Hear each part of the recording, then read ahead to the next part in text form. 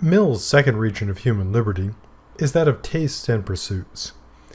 He contends that we have the right, the freedom, to frame the plan of our life to suit our character, doing as we like, subject to possible consequences. And we can do so without impediment if we do not harm others, even if they think our conduct is foolish, perverse, or wrong.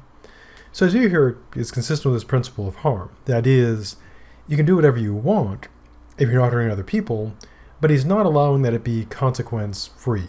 So, for example, there's a thing called body modification. Humans have been doing this for, well, as long as we've been humans. I mean, tattoos would be a simple version of this, piercings another version, and they're more extreme technological ones. For example, a person might get their teeth, filed to be pointy, have contacts put in so their eyes look like they have lizard pupils. They may get their skin modified or tattooed so it looks like they have scales, and they may get like horns implanted so they look like some sort of creature. And Mill would say, if you want to do that, go for it. But of course, a person may face consequences in terms of that if they try to get a job, say, taking care of children, and if children find the horned reptile creature person terrifying, that would be a potential consequence. Now, Mill doesn't mean that people can actively harm them in response, but he does note that choices are not without consequences. And this does lead to extensive moral debate about what would be legitimate consequences. Should people be able to just do whatever they want as long as they're not hurting others and have zero consequences at all? That people must accept them with no consequences. Or are there things that would justly accept there being consequences? And again, a good example would be employment. If someone wants to live like what would be considered a very unusual lifestyle, publicly, should that, be grounds for, say, not allowing them to teach in public school, assuming they're otherwise, fully competent and professional, but they just have like this public, very strange, what people consider strange and exotic life, like on the side? Or as long as they're doing their job competently, effectively, should their life be just their own business? And an important moral question there. Next, the third realm of liberty. For Mill, the third region of liberty is a liberty of combination, that people can unite for any purpose that does not involve harm to others. He does put some conditions on this. The people need to be adults, and they must not be forced or deceived. Now, the United States does have a legal right of this type, essentially the freedom of assembly. Now, the key part for Mill is not harming others. So if people do unite and they do harm others, then for Mill's view, they could be compelled to stop doing that. Now, this obviously has clear moral, implications for protest. Given Mill's view, if someone is protesting, they have the full right to assemble, providing they're not harming others. Which, of course, leads to questions about what counts as harm. Some would say, if the protesters engage in violence, if they engage in, say, destroying property, that they would be harming others and thus may be compelled to stop. Others may say that even something as simple as like blocking a street, that would harm people who want to go through that street. Or, being in front of businesses, interfering with people's access. Is that harming others enough? And so you do get into a debate about harms here. Now, this, of course, also leads into the ethics of protesting. Even though Mill says here, you have a freedom to assemble as long as you're not hurting others. But what about cases where, say, violence would be morally justified or not in the case of protests? But Mill would agree that as long as people are not harming others, they would have every right to unite. And there would be no moral justification in preventing them from doing so. So Mill would presumably would clearly favor and allow non-harmful protests that are not causing harm to others. Now, Mill believes that these three core freedoms are necessary requirements for freedom. And that if a government doesn't have these, regardless of its actual type of government, it would not be, a free society. And if these do not exist in a way that it's absolute and unqualified, he says no one would be completely free. So true freedom for him is pursuing your own good, your own way, provided you do not deprive others or impede their efforts to obtain it. In other words, you should be free to pursue your own good as long as you're not hurting other people. Now again, there are matters of concern here, namely, like, what is it to impede others? What is it to harm others? For example, would having, say, economic system that's sort of, unjust and unequal, where the many have to toil and labor to, accrue more wealth for the few, does that interfere with our freedom? Or is that perfectly, fine in terms of freedom? So there are, of course, many concrete questions there about what it counts to pursue your own good in your own way, and what it would be to deprive or impede others to obtain it. In other words, how much do we owe others in terms of not impeding them? Is it a positive thing, helping them, or merely not doing things that get in their way? And what would be considered getting in people's way? For example, if we impose, great costs on people, compelling them to labor long hours just to survive, would that be considered morally interfering with them, impeding them? And some, of course, would say yes, and others would say, no, that people should labor, and if they don't like laboring, they should just, labor harder and get successful. In terms of who is the proper guardian of each person, Mill says each person is their own proper guardian in terms of health, bodily, mentally, and spiritually. In other words, that people should make their own life choices. Now, his argument for this, again, is utilitarian. He claims that if we allow people to live as seems good to them, this will create more overall happiness than compelling each person to live as seems good to the rest of people.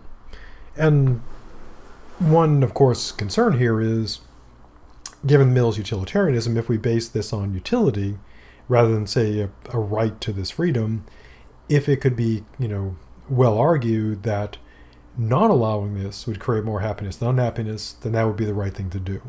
And of course, the utilitarian could reply back, well, if that were the case, then it would be the right thing to do, because if people were happier being less free, then that would be good.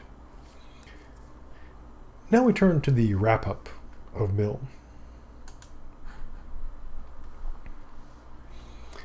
So, Mill claims that his doctrine opposes the general tendency of the opinion and practice of his time. Now, of course, he's writing, long ago, well, not super long ago, but quite a while ago. He then looks at the ancient commonwealths, places like Athens and Sparta, and he does note correctly that many of the ancient commonwealths thought they had the right to regulate all private conduct. In Sparta, the ancient Greek city, would be an excellent example of this. And the claim of these commonwealths was that they had an interest in the bodily and mentally discipline of every citizen. And Mill does consider this might be admissible, given the conditions. So gives him kind of a pass, wrongly or rightly. What about modern commonwealths? And again, Mill is writing, quite some time ago, but we can see if this still applies today. He does note that larger communities and separation of spiritual and secular authority prevent as much interference by law in private life. And so he claimed in his time, legal interference is more difficult. But he notes that the engines of moral repression are used more against divergence from reigning opinion in private rather than social matters. And takes a bit of a shot at religion here. Religion was almost always run by the ambition of a hierarchy, seeking control over all conduct, or by the spirit of Puritanism. So he's concerned about, in his time, how things are going. Now, of course, the question is, what about today? Is this still true today? Now, it does seem that there are in some cases, more legal freedoms, because we have these laws being passed allowing freedoms. But of course, that may seem like a bit of a paradox. If you have to pass laws freeing people, allowing people to do things, that sort of entails that they weren't free before. And also, of course, if you look at it, there are many, many laws. Most laws passed are aimed at restricting rather than freeing. So Mill continues looking at what he regards as tendencies against liberty. So again, he's writing in his time. So a question would be, does this apply today? So he claims there's an increasing inclination to expand the powers of society over the individual by force of opinion and also by law. And this tendency is to strengthen society and diminish the individual. And he asserts that this encroachment is not something that just disappears. It tends to grow. So the question would be, is he right about that in our current times? On one hand, we might say people are getting more free. For example, and again, kind of the irony or paradox here, we have laws passed that are protecting, same-sex marriage. There's more rights protecting, people who are in traditionally unprotected groups. And so you could say we're getting more free. But it also seems that there are quite a few laws passed and things being done that do restrict our freedom. I mean, a good example would be looking at the protest we have going on now and what people are protesting. Now, Mill also contends that people have a natural tendency to want to impose their opinions and inclinations on other people. And this is supported by both our best feelings, because we want people to behave the way we want them to behave. And we could be driven by our very best feelings, like why can't these bad people be good? Why can't they be, kind and accepting? When we're going to make them kind and accepting? Why do they have to, speak in such offensive terms and say things that are so, mean and threatening? By golly, we're going to make them nice. And also, of course, our worst feelings lead us to impose these things, to try to, crush people's freedom. Those people don't dress like I do. They don't talk like I do. They don't act like I do. We gotta control them, gotta stop them.